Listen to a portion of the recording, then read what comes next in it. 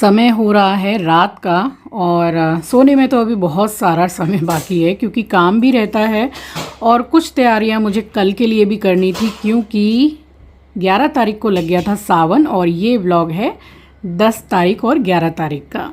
तो व्लॉग काफ़ी बड़ा है इसलिए 2 पार्ट में आपके साथ शेयर कर रही हूँ। तो यहाँ मैं तैयारी कर रही हूँ मंगोड़ों के लिए दाल भिगोने के लिए। अब आप में से बहुत से लोग मुझसे पूछते हैं कि कौन सी दाल, तो आप देख लीजिए अच्छे से, ये टूटी हुई छिलके वाली मूंग की दाल है जिसके मंगोड़े बनते हैं। स्वागत करती हूँ आप सभी का आपके अपने चैनल द लाइफस्टाइल टेल्स में। आप अपना इतना कीमती वक्त निकाल कर मुझसे मिलने आते हैं, व्लॉग देखने आते हैं, उसके लिए आप सभी का दिल से आभार प्रकट करती हूँ। और दाल को दोपहर में ही जब मैं और मम्मी बाज़ार निकले थे तभी हम लेकर आ गए थे और साफ़ वगैरह सारा सब कुछ करके मैंने इसको बांध के रख दिया था।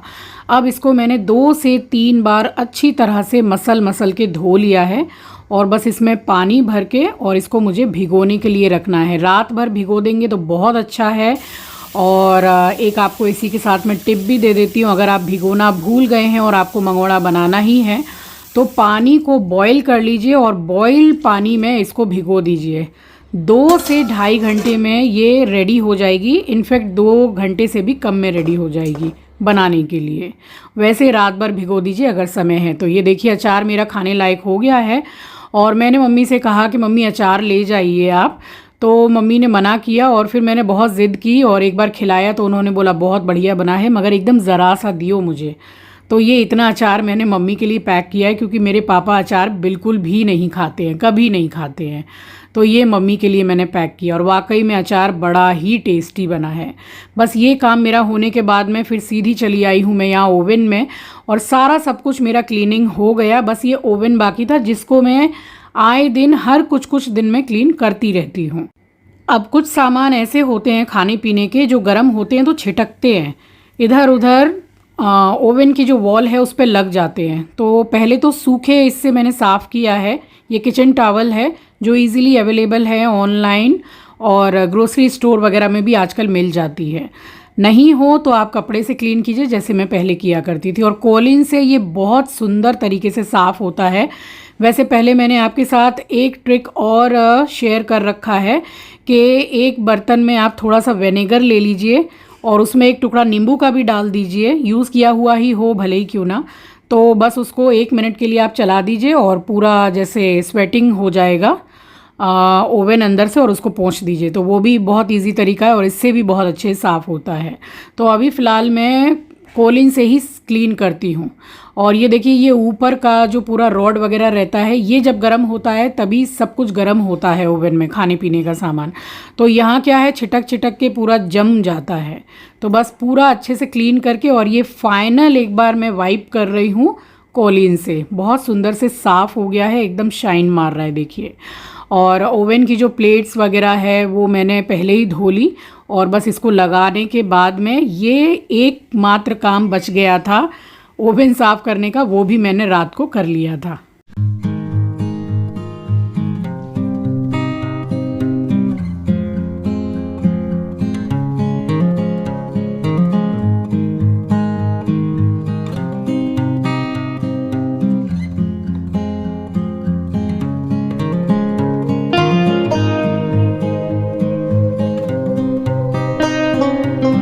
ओवन के ऊपर यहाँ कभी भी कोलिन वगैरह कुछ स्प्रे मत कीजिएगा।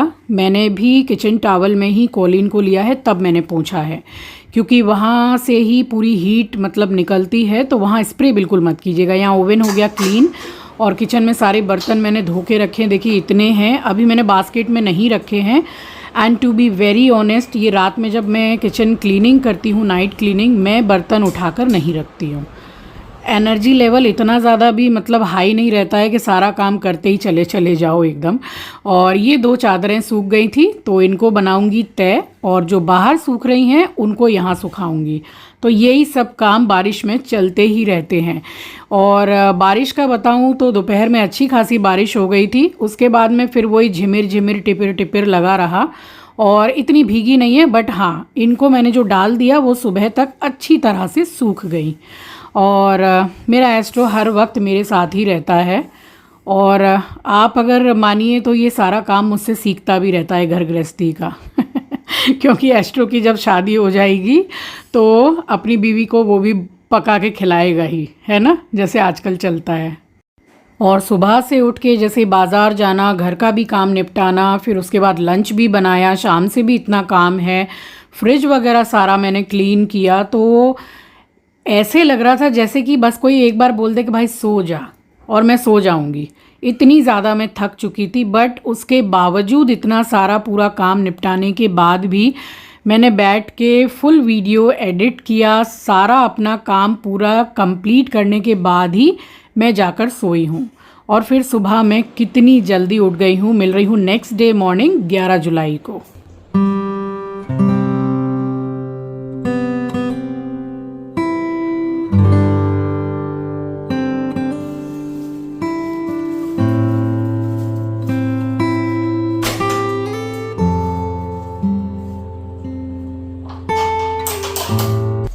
तो सुबह उठकर जो मेरा सबसे पहला काम होता है वो होता है घर का कचरा निकालना, जिसको मैं पॉलीथीन में बांध के रखती हूँ।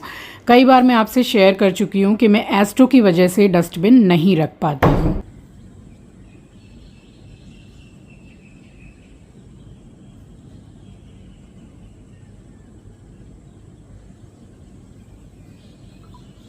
पाँच बज के 2 मिनट का टाइम हो रहा है मुझे उठे हुए। मैं उठी हूँ 4:45 बजे से भी पहले, 4:30, 4:35 ऐसे हो गए थे।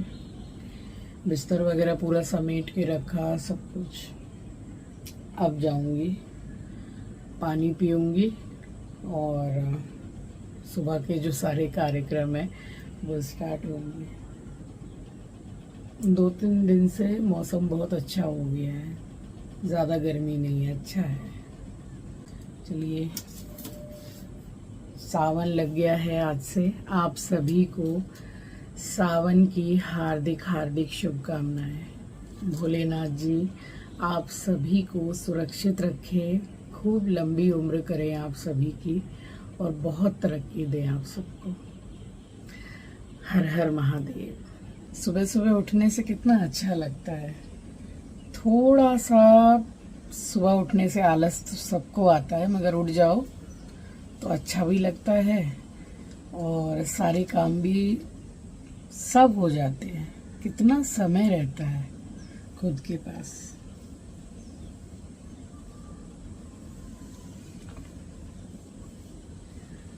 अच्छा लगता है, एकदम ठंडा ठंडा है, सुबह सुबह अच्छा लगता है। तो सुबह सुबह मुझे काफ़ी हड़बड़ी थी, और जैसे सावन का पहला दिन, फिर जलधारी लगानी है, सावन का पहला सोमवार, इन दिनों काफ़ी मतलब काम रहता है। तो मैंने ना तो कोई आंवला जूस बनाया और ना ही कुछ किया, बस मैंने करी पत्ता लिया 2 ग्लास पानी के साथ, और उसके बाद मैं सीधे गई हूँ नहाने के लिए। दाल फूल गई है अच्छे से। अभी तो कुछ भी नहीं कर रही हूँ, सबसे पहले जा रही हूँ नहाने के लिए। पोछा वगैरह सब कर लिया मैंने, और उसके बाद पूजा करके जलधारी लगा दूँ सबसे पहले, फिर दाल धोऊंगी, मंगोड़े बनाऊंगी, जो बनाना होगा वो बनाऊंगी।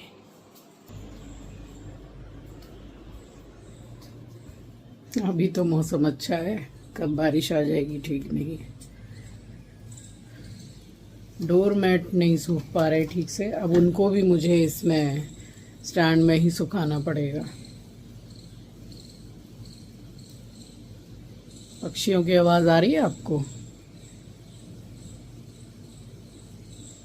चू चू चू चू चू चू। चलूँ नहाने, शैम्पू करूँगी। वैसे मैंने परसों ही शैम्पू किया है।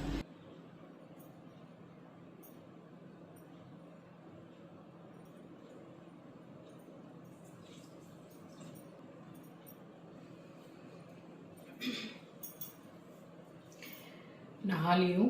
नहा के आज ये वाला सूट मैंने पहना है, नया है। सबसे पहले आप सभी को सुबह की राम राम जी, सुप्रभात, गुड मॉर्निंग। सावन है तो सावन में खूब सज धज के पूजा पाठ कीजिए। वैसे तो हमेशा बन संवर के रहिए, अच्छा होता है। और सावन है तो 4-4 हरी चूड़ियाँ डाल ली है मैंने। कांच की हरी चूड़ियाँ मेरे पास नहीं थी तो मैंने ये वाली पहन ली है। आपके पास अगर कांच की हो तो ज़रूर डालिएगा हरी रंग की। मैं भी चूड़ियाँ नहीं पहनती हूँ, कड़े ही डाल के रखती हूँ, लेकिन सावन में पूरे महीना में ये हरी चूड़ी पहनती हूँ। अब काफ़ी कुछ मुझे तैयारियां करनी थी, जैसे कि ये सारा सामान जो एक दिन पहले मैं पूजा पाठ का लेकर के आई, तो इसको मुझे जगह पे लगाना था। जो धोने मांजने का है वो लगाना था, क्योंकि नई जो जलधारी लाई हूँ उसको भी मांजना है मुझे। और सारे बर्तनों को मैंने पीताम्बरी से भी वॉश किया। तो पहले दिन कोई भी जैसे त्यौहार का दिन हो या पहले दिन जो नियम आप करते हैं तो उसमें थोड़ा समय लग जाता है। अब जितना भी सामान मैं बाज़ार से लाई, आप भी लाते हैं, तो उसको आप गंगा जल का छिड़काव कर लीजिए। अब देखिए कई बार ऐसा होता है कि हम फूल वाली से फूल भी लेने जाते हैं, तो हमें थोड़ी पता है कि उसको पीरियड्स हो रखा है या नहीं। तो पूजा से रिलेटेड कुछ भी सामान आप लाते हैं, फूल प्रसाद कोई भी सामान, घर पर आके उसमें गंगा जल का छिड़काव कीजिए और वो पूरी शुद्धि हो जाती है। बाज़ार में कौन कैसे मीट मांस खा के बेच रहा है कि जो लेडी फूल बेच रही है उसको पीरियड्स है, इससे कोई फ़र्क नहीं पड़ता है, क्योंकि दुनिया लाती है सामान। तो बिल्कुल भी मन में कोई संदेह ना रख के आराम से सामान लाइए और उसमें गंगा जल का छिड़काव कर दीजिए, हो जाता है, शुद्धि हो जाती है। ये पीताम्बरी का मैं पैकेट ले आई हूँ, ख़त्म हो गया था तो इसको भी फुल करके रखा। तो मतलब पहले दिन अच्छा खासा काम था ही और बहुत समय भी लग गया मुझे, बट ये रहता है कि एक सेटिस्फेक्शन मन में रहता ही है कि भाई खुद से पूरा साफ़ सफाई करके पूजा पाठ किया, सारी चीज़ें व्यवस्थित हैं, तो ये सेटिस्फेक्शन तो एक मतलब अनदर लेवल वाला सेटिस्फेक्शन है। अब सोचिए ना, सारे सामान इधर उधर पड़े रहते तो कितना ख़राब लगता है। देखिए यही वाली जलधारी लाई हूँ मैं, ये लुटिया है। और ये जो बाउल आप देख रहे हैं ये भी पीतल का है, मैं लोकल मार्केट से ही लाई हूँ, मैंने ऑनलाइन परचेज़ नहीं किया है।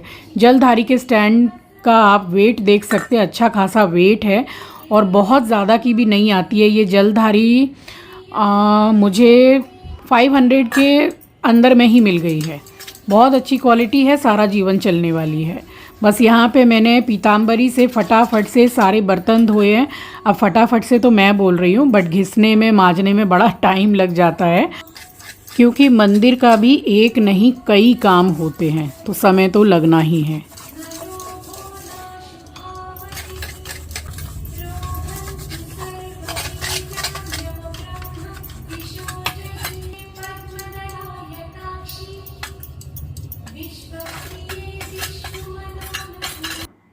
तो पीताम्बरी से बर्तनों को घिसने वाला काम हो गया कंप्लीट। बस इसको मैंने उठा के रखा है और फिर सारे बर्तन मैंने धोए हैं। अब चमक तो ऐसी आ जाती है कि बिल्कुल लगता है कि बाज़ार से अभी अभी नए ख़रीद के लाए हैं। वही है कि आप पीताम्बरी से साफ़ करते हैं बर्तन तो फिर उसको बहुत अच्छी तरीके से पोंछ के रखिए, तब इसकी चमक आराम से 4-5 दिन बनी रहती है, बिल्कुल बनी रहती है। उसके बाद फिर से धो लीजिए। और अगर आप डेली धोते हैं तो फिर एक अलग बात है, वो तो फिर कुछ बोलना ही नहीं है, चमक बनी ही रहती है। और यहाँ पूरे मंदिर के जो बर्तन हैं वो धोने हो गए थे। उसके बाद में फिर काम शुरू होता है मंदिर में पूजा पाठ का। और जितने भी बर्तन हैं मंदिर के, सबको मैं अच्छी तरह से सुखा के पोंछ लेती हूँ। ये छोटा वाला है और ये बड़ा वाला लाई हूँ मैं। तो छोटे वाले में ये जो जलधारी में लगाती थी तो पानी ओवरलोड हो जाता है। और ये है जलधारी। इस तरह से आप, ये बेल पत्र की जड़ की जो लकड़ी होती है वो है, जो इजीली फूल वगैरह के साथ में आ ही जाती है। इस तरह से आप लगा लीजिए और जल की धारा को आप अपने हिसाब से सेट कर लीजिए। और ये जो डंडी है बेलपत्र की, ये मुझे थोड़ी सी बड़ी लग रही थी तो मैंने उसको हाफ तोड़ दिया है। अब इतनी बड़ी मोर देन इनफ है। उसके बाद जलधारी जब आप लगाएंगे उससे पहले एक बार आप चेक कीजिए उसमें पानी डाल के कि कैसी बूंदें गिर रही हैं और कितनी कितनी देर में गिर रही हैं। इस लोटा में मैंने गंगा जल डाला है, जो कि 24 घंटे में कई बार जलधारी में डालना पड़ेगा, बट मैं इस तरह से सेट करती हूँ। देखिए जैसे मैं चेक कर रही हूँ, अभी ये जो बूंदें गिर रही हैं ये भी तेज़ हैं, क्योंकि 24 घंटे लगानी है और घर का मंदिर है। बाहर के मंदिर में तो जैसे जल निकलने के लिए जगह होती है। और ये देखिए लुटिया को मैंने तैयार कर लिया है, ऊपर राम और नीचे ओम लिखा है। और मैंने अच्छी तरह से चेक कर लिया है, थोड़ी थोड़ी देर में बूंदें गिर रही हैं। अगर आपको लगता है बीच बीच में कि भाई तेज़ गिर रही हैं तो आप लुटिया को उठाकर अच्छी तरह से डंडी से सेट कर लीजिए ताकि ड्रॉप अच्छे से गिरे।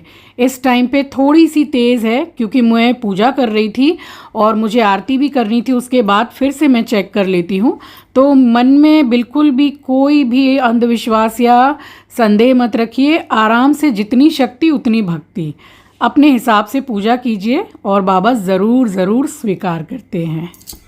और सब कुछ पूरा साफ़ सफाई करके यहाँ मंदिर हो गया था पूरा रेडी। भगवान जी को भोग लगाने के बाद मैंने की है आरती। भोग आप जो रोज़ भगवान जी को देते हैं वो ज़रूर दीजिए, उसके अलावा आपको और भी कुछ मीठा फल अगर चढ़ाना है तो चढ़ाइए।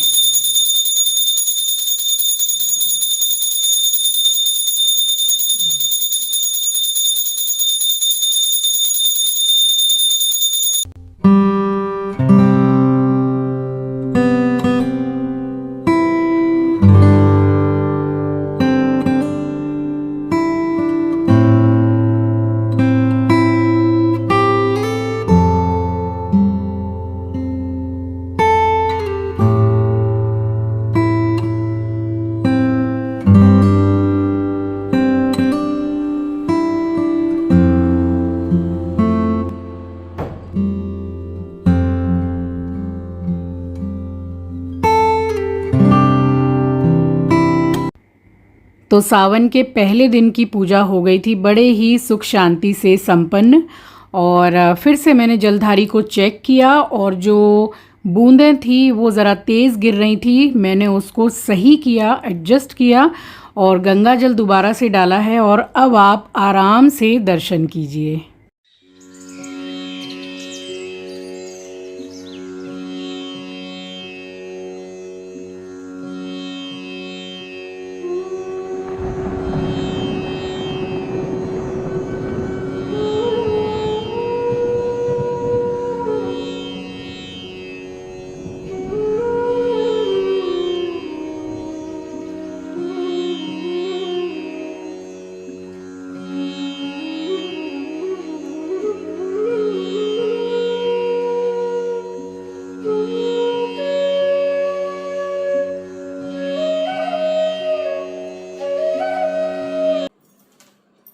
कल गई थी बाजार,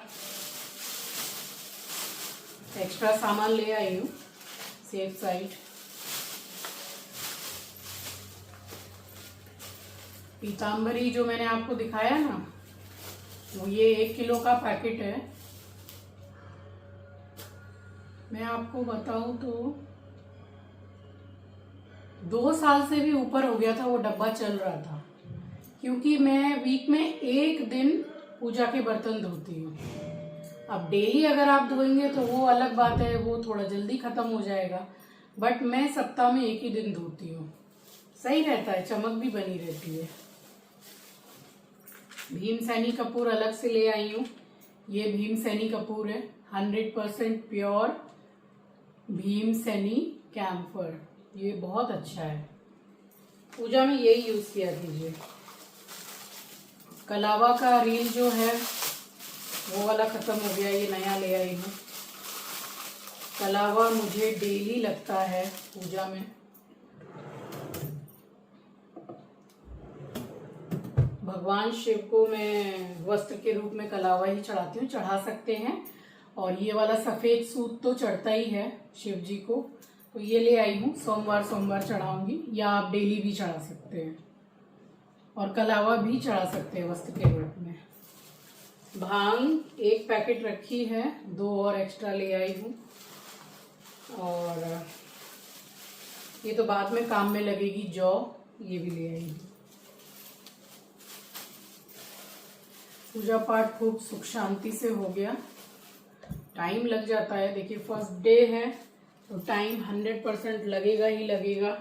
सब साफ सफाई करके जलधारी लगाना है, और वैसे भी मुझे पूजा में टाइम लगता है, बट फर्स्ट डे है आज सावन का, जलधारी लगानी थी, फिर लुटिया जो है उसमें जो बेल पत्र की डंडी है, मैं तो बोलूंगी आपको वही लगाइए। सॉफ्ट या हार्ड जो भी है, जड़ टाइप की मैं आपको दिखा रही हूँ। जड़ टाइप की जो ये आती है, ये ऐसे आता है ना, बेलपत्र ऐसे आता है ना, तो ये जो जड़ है, इसी को आप थोड़ा नाखून से थोड़ा ऐसे तोड़ तोड़ के थोड़ा पतला भी कर लीजिए और उस हिसाब से लगा दीजिए। पूरे महीना भर लगी रहती है, कोई दिक्कत नहीं है। बस उसको लगा के और जरा सा पानी भर के देखिए कि किस हिसाब से जल की धारा गिर रही है। क्योंकि अब सुबह जलधारी उठाऊंगी, फिर बाबा जी को स्नान कराऊंगी, जलाभिषेक जो डेली ही करती हूँ, फिर से जलधारी लगाऊंगी। यही सिस्टम है जलधारी लगाने का। ऐसा कोई अंधविश्वास मत कीजिएगा कि जलधारी लगा दिए तो छू नहीं सकते, कुछ नहीं है। सब मतलब वहम तो कीजिए ही मत, जो कीजिए मन से, दिल से, श्रद्धा से कीजिए। बाबा तो बोले हैं, सब में खुश हो जाते हैं एकदम। आप जलधारी लगाइए। अभी मैंने गंगा जल भर दिया है, ठीक है। इस लुटिया में मैंने एक्स्ट्रा में गंगा जल रख लिया है। लुटिया का जो जल है वो खत्म नहीं होना चाहिए, और जो धारा गिर रही है वो भी इस हिसाब से गिरे कि एक लुटिया का जल चले अच्छा समय तक, लंबे समय तक। तो इसी हिसाब से जलधारी लगा सकते हैं। फिर दूसरे दिन जब फिर आप पूजा करने आएंगे तो जो लुटिया है, लुटिया में जो जल बचा हुआ है वो शिव जी पर ही चढ़ा दीजिए, शिवलिंग पर, और जलधारी उठाइए, धोइए, माजिए, जैसे रोज की पूजा करते हैं वैसे ही कीजिए। जलाभिषेक करके जब बाबा को तैयार कर देंगे, चंदन फूल सब लगा के, फिर जलधारी लगा दीजिए। ऐसे ही लगाई जाती है। कोई अंधविश्वास मत किया कीजिए पूजा पाठ में, मैं बिल्कुल नहीं करती हूँ। जैसे होता है बस ठीक। जितनी शक्ति उतनी भक्ति। अब जरा थोड़ी देर आराम से जरा बैठूंगी, काफी देर हो गई है। टाइम अभी आपको दिखाऊंगी, आपको ही बिलीव नहीं होगा कि इतना टाइम हो गया। कब उठी थी मैं? 4:30 बजे भोर में। अब आपको दिखाती हूँ। ऑलमोस्ट क्या पूरे 7:15 बज गए। तो सुबह से काम भी इतना रहता है, फिर नहाई धोई और साफ सफाई की, पूजा का पूरा बंदोबस्त किया, जलधारी लगाई, समय तो लग जाता है। फिर मैं जो पूजा करती हूँ वो ऐसा है कि कोई भी सामान कहीं भी नहीं पड़ा रहना चाहिए, सब व्यवस्थित। और ये मैंने पहले भी आपके साथ शेयर किया था कि अगर आप मंदिर को पूरा व्यवस्थित रखते हैं, इधर उधर फेंक फाक के कोई सामान नहीं रखते हैं, आपके ग्रह बहुत अच्छे चलते हैं। अब आप मुझे बोलेंगे कि मैं अंधविश्वासी हूँ, ऐसा नहीं है। आप करके देखिए, आपको चेंजेस नजर आ जाएंगे। वैसे भी सामान अच्छे से रखने में क्या बुराई है? घर को, मंदिर को, खुद को व्यवस्थित रखने में बुराई क्या है? कुछ बुराई नहीं है, सिर्फ अच्छा ही है। टाइम दिखाती हूँ आपको, देखिए टाइम 8:19।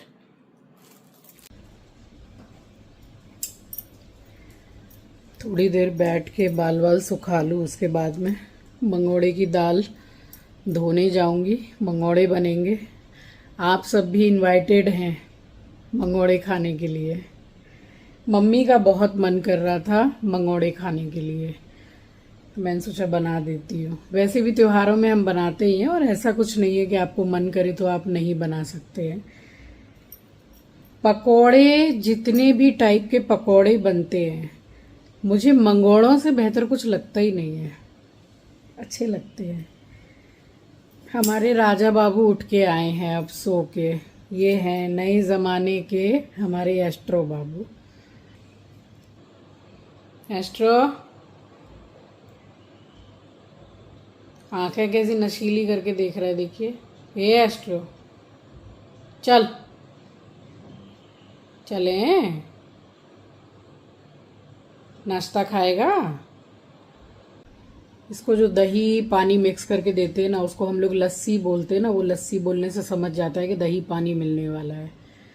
मेरे मोबाइल का चार्ज भी पूरा ख़त्म ही है, समझ लीजिए। अभी जो मैं शूट कर रही हूँ सिर्फ और सिर्फ 7% पर है मोबाइल, और चार्ज कर लूँ उसके बाद आपसे मिलूँगी। सो चलिए, यहाँ मैं आ गई थी किचन में थोड़ा सा आराम करने के बाद मंगोड़ों की दाल पीसने के लिए। और वीडियो बहुत ज़्यादा लेंदी हो गया है, इसलिए आपको 2 पार्ट में शेयर कर रही हूँ। मिलूँगी आपसे नेक्स्ट व्लॉग में। नए हैं तो सब्सक्राइब कर लीजिएगा, शेयर करना मत भूलिएगा। तब तक के लिए अपना ख्याल रखिए, अपनों का ख्याल रखिए। Thank you for watching guys, love you, take care, bye bye.